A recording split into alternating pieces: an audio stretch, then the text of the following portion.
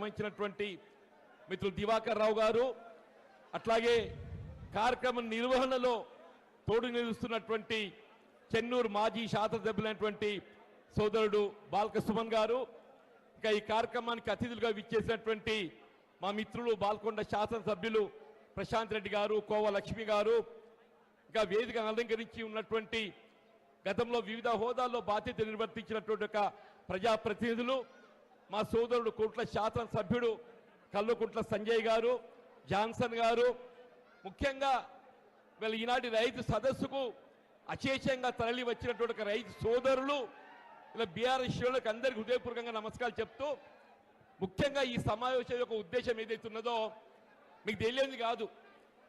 6 కాలం కష్టపడేటువంటి యొక్క రైతుకు ఏదైతుందో వీళ్ళ గిట్టుబాటు ధర కల్పింపజేయడం ప్రభుత్వ బాధ్యత. ఆనాడు మరి రబ్బీ కాలంలో ఏదైతుందో ఇదే ప్రాంతానికి చెందిన ఒక రైతులు ఏదైతుందో ఇలా గిట్టుబాటు ధర పొందటానికి మరి ధాన్యం సేకరణ కేంద్రంలో విక్రయించుకుంటే ఏదైతున్నదో ధాన్యం తూకం వేసిన తదుపరి అది ప్రభుత్వ బాధ్యత అయిపోతుంది. అప్పుడు ప్రభుత్వం ఏదైతుందో తూకం వేసినటువంటి ఒక ధాన్యాన్ని తరలించలేకపోవడంతో, అప్పుడు ప్రకృతి వైపరీత్యంతో వీళ్ళ అకాల వర్షాలతో ఏదైతుందో గోడగూలి 4 రైతులు దుర్మరణం పాలు కావడం జరిగింది. నిజంగా ఆ 4 రైతులు దుర్మరణం పాలు కావటానికి నా దృష్టిలో ఏదైతుందో ప్రకృతి వైపరీత్యం అని భావించిన దానికంటే ఇలా ప్రభుత్వ నిర్లక్ష్యం, ఇలా రేవంత్ రెడ్డి గారి యొక్క బాధ్యత అని చెప్పక తప్పదంటూ నేను ఆ 4 రైతుల యొక్క అకాల మరణం ఏదైతుందో ఇలా రేవంత్ రెడ్డి బాధ్యత వహించాలి. కానీ ఆనాడు ఏదైతుందో ఆ కుటుంబాలను ఆదుకోవడానికి కొరకు ప్రభుత్వంలో చెరడం లేకపోవడంతో మీతో దివాకర్ రావు గారు ఏదైతుందో చొరవ తీసుకొని ఇలా రైతు యొక్క మద్దతుతోని ఇదే లక్ష్మీపేట చౌరస్తాలో వారు మరి ధర్నా చేపట్టడంతో ఏదైతుందో దాదాపు 6 గంటల సమయం అక్కడ ధర్నా చేస్తే ప్రభుత్వంకి వెళ్ళి స్పందన రాలేదు.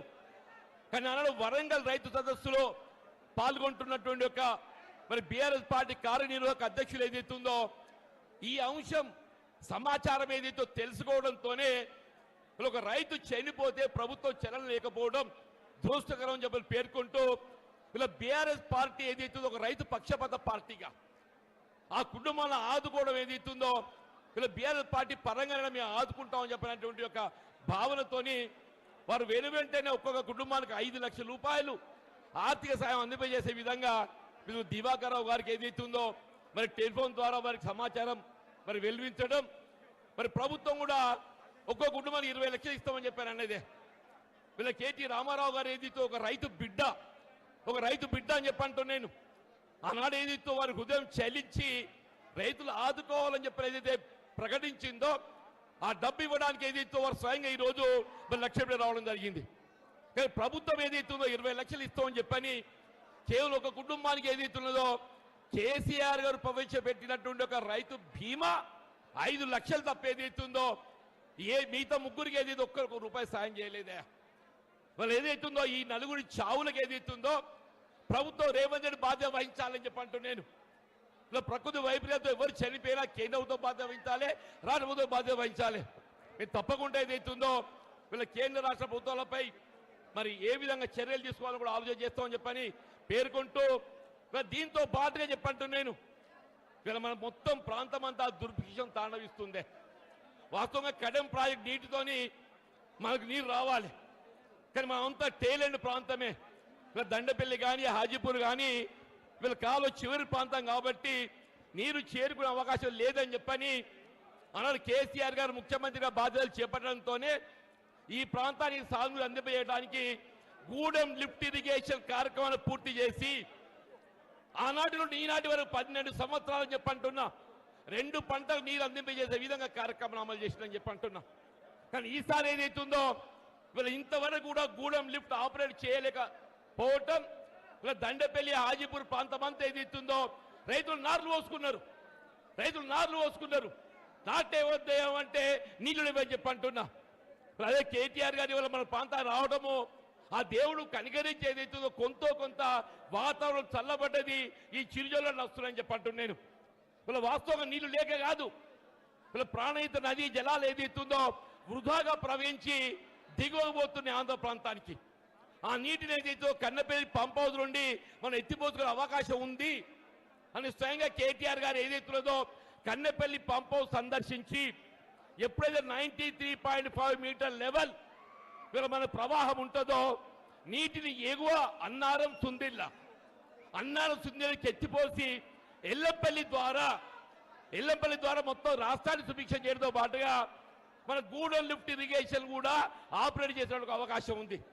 ఇక్కడ దురదృష్టం ఏంటంటే రేవంత్ రెడ్డి ఏదైతే కేవలం కక్షపూరితంగా ఎక్కడ కన్నపల్లి పంప్ హౌస్ ఆపరేట్ చేస్తే కాళేశ్వరం ప్రాజెక్ట్ ఏదైతుందో ఇవాళ అది మన ప్రాంతాలంతా సుభిక్షం చేస్తుంది.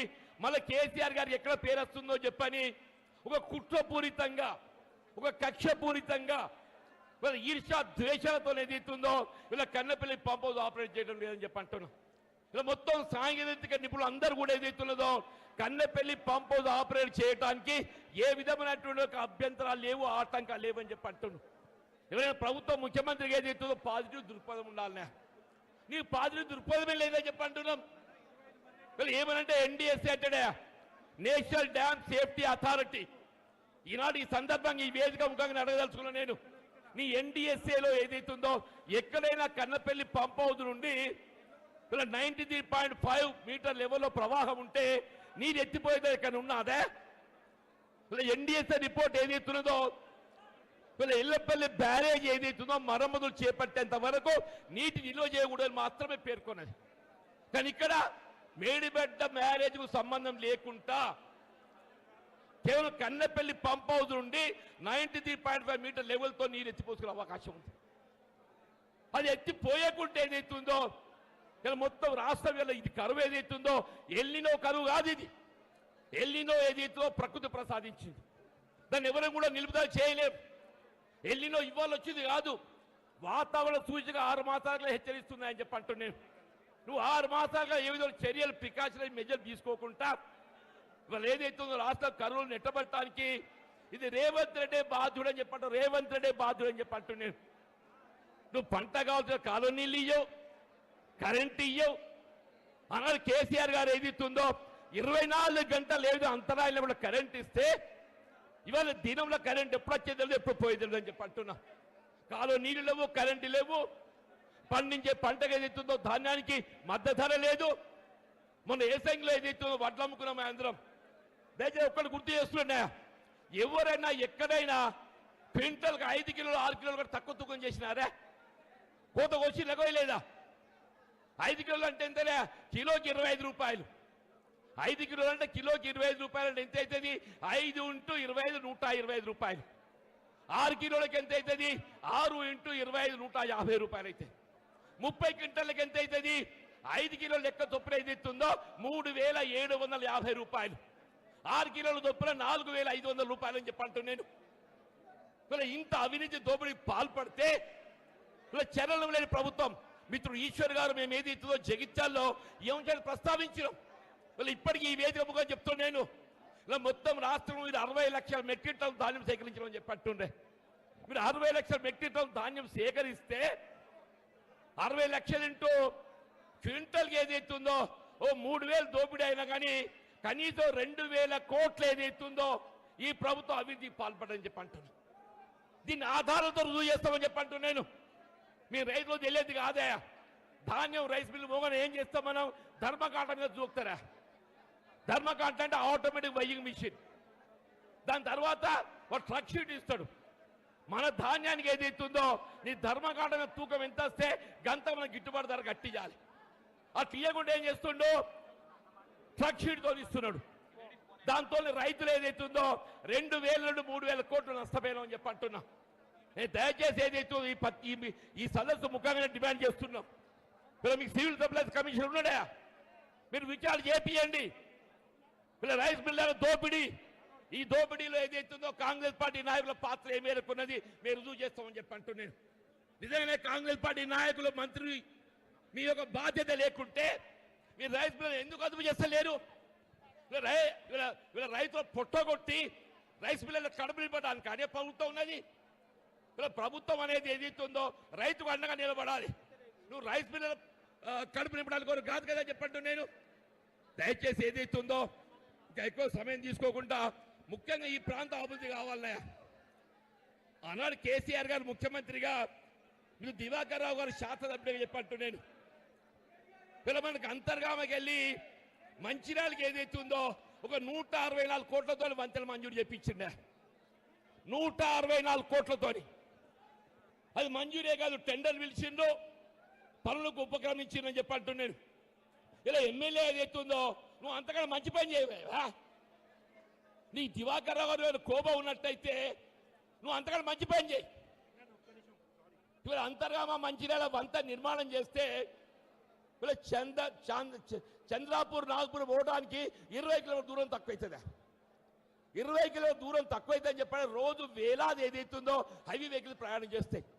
ఈ 164 కోట్లు ఏదైతుందో కేవలం సంవత్సర కాలం లోపలనే మనం దాని విలువ తీరిపోతుండే.